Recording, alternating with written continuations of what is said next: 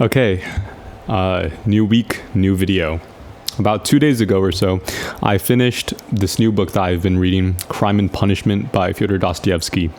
It's pretty famous. I've heard it recommended a lot in literature circles. I'm not a big literature person myself, so it's kind of like my introduction to the whole fiction thing. I didn't analyze the book very deeply. I kind of just, for almost a month straight, I had daily reading sessions, and I would just go through the book and enjoy it like I would with Harry Potter or something. So I wasn't annotating everything. I just read through like a story. The last book I read before that was Science and Human Behavior by B.F. Skinner. So comparatively, Crime and Punishment being a fiction narrative, it was much easier to get through. You have a main character, Raskolnikov, and he goes through like this whole story. It's gripping, and obviously a murder happens. That's what the story is famous for. But yeah, this story is much longer than a normal novel. It's 200,000 words or so. But if you can get interested within the first few pages, I think you'll probably be making it throughout the whole book. So I didn't script for this video, and I didn't come prepared with an argument or a thesis. So I'm just going to be reviewing what I thought about the book. So the book centers around this guy named Raskolnikov, Rodion Romanovich, I think. He's in St. Petersburg, Russia. It's the 19th century, 1890s or so. And he's a poor guy. He went to university for law, but then he dropped out because he was too poor to afford it. And, oh yeah, spoilers, by the way, obviously. I'm going to be discussing what happens in the book. So if you haven't read it and you want to be surprised by the plot, click off, read the story, and then maybe come back to this. Okay. So he drops out and he's living in this cramped, tiny apartment. And this apartment, by the way, it's the landlady is the mother of his dead girlfriend, who he planned to marry previously. It's kind of sad, I guess. There's a whole passage about that. But anyways, the story starts off with him in his apartment, and he's walking over to this pawnbroker named Alyona Ivanovna. And she's like this old lady who runs a pawn shop where you give her valuable items and she'll give you money, or vice versa, I guess. And he's disturbed by this thought. It's articulated like very clearly and urgently inside his internal monologue. The story is written in third person, but you can get a view of what's going on inside Raskolnikov's head. And he's very disturbed by the plan that he's making inside his head. And obviously the plan is he's going to kill the pawnbroker lady, and then he's going to steal her money, and ultimately it's going to further his career as a lawyer, I suppose. And what this book is famous for is the Raskolnikov's extraordinary man theory, and it's mentioned around middle of the book. And after he does commit the murder eventually, an investigator comes over, and this investigator, he has read Raskolnikov's published article on extraordinary men. So it's an interesting theory. I think a lot of people have talked about this, but essentially it's Raskolnikov believes that there are two kinds of people. There's the ordinary rule followers, and then there's this higher class of people who can say a new word, as how it was translated in my edition. Essentially, they can do something new and benefit humanity in a unique way.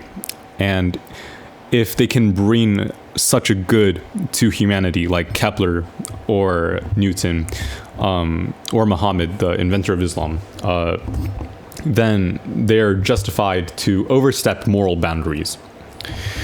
And when he's discussing this theory with the investigators, I noticed that he does explicitly say the law it's not justified legally. Like, if you overstep a moral boundary, he admits himself, the people in the present, when you overstep that boundary, they're still going to judge you.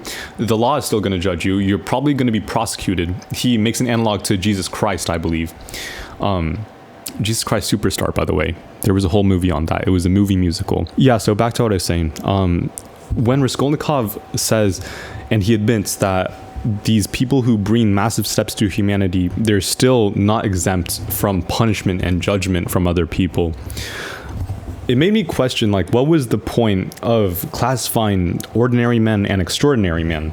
Because he says that posthumously, many of these extraordinary men will be celebrated and their actions will be justified. But how would you know if you're an extraordinary man? Like, let's say that you overstepped a moral boundary. You believed that you were justified in doing so, but posthumously nobody liked you. They didn't celebrate you. They spat on your name. In that case, how could you ever know? And near the end of the book, Raskolnikov kind of says that his only crime was he felt bad enough about the murder, or that he wasn't confident enough of his extraordinariness. So, I mean, if there's someone who's fully convicted of their extraordinary status, then you could say that they're justified in doing anything. There's no judge of if you are contributing something of great value to humanity. So honestly, I kind of found the whole justification pretty circular, and if you look at it super closely, I just didn't see it holding a lot of water. And perhaps Dostoevsky was fully intending for the argument to be faulty, because maybe it was more of a picture of what someone who intellectualizes and makes these justifications in their mind might do. Because in the end, spoiler, Raskolnikov, he gets caught. He turns himself in. He's sentenced to hard labor in Siberia, and he kind of gets redeemed by love. And there's like a little cliffhanger at the end, a new life for Raskolnikov with love and something like that. But when I analyze Raskolnikov, like as a character, or even if he was a actual real human being, and I analyze his behavior with the Skinnerian frameworks that I read previously, I don't think his extraordinary man theory was truly the cause of his actions. I don't think they actually explain why he did what he did. Honestly, I think that the cramped room he mentioned, the debt to his landlady, his mother and his sister, who are kind of both poor, I think those were constant aversive stimuli.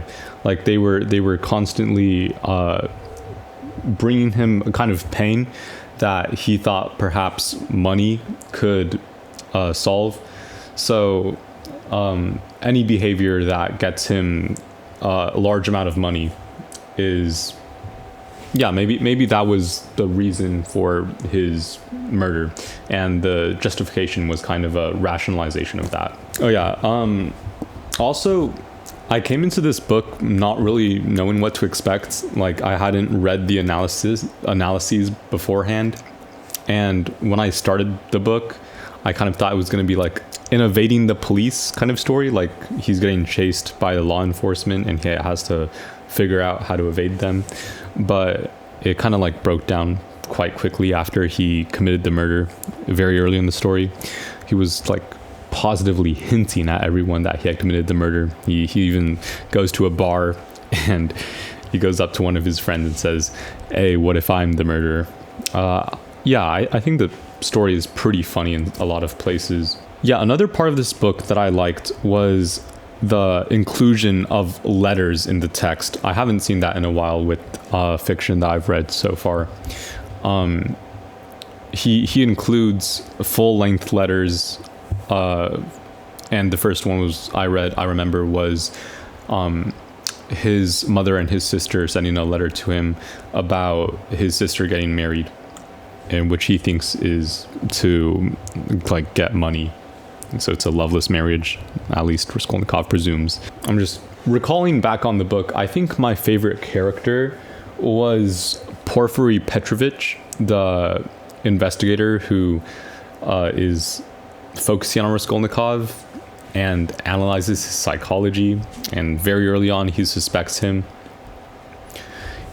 He's like this cheerful man. He has all these mannerisms. Yeah, I really liked him as a character. His dialogue was just reflecting a really fun kind of guy.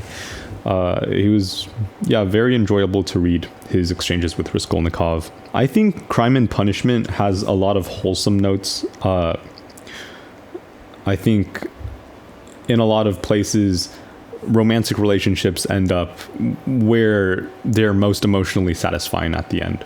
So it's not like a very nihilistic tragedy kind of story. And the whole murder with the old hag, it's not like a central focus.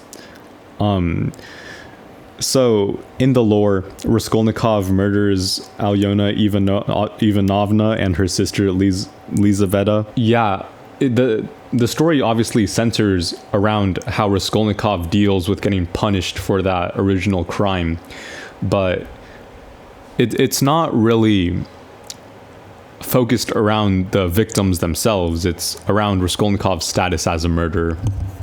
So I don't think Raskolnikov ever felt sorry for the people he murdered. Like he wasn't grieving for them. Yeah, like the murder itself doesn't bring too much of a horrible tone to the book. Yeah, so this was like my first unscripted literature review. If you haven't read the book already, you're probably very confused about what's happening in the story because I did such a horrible job of structuring this video. But if you have read the story, I hope you got something that you understood. And yeah, I'll be uploading again soon. Zaijian.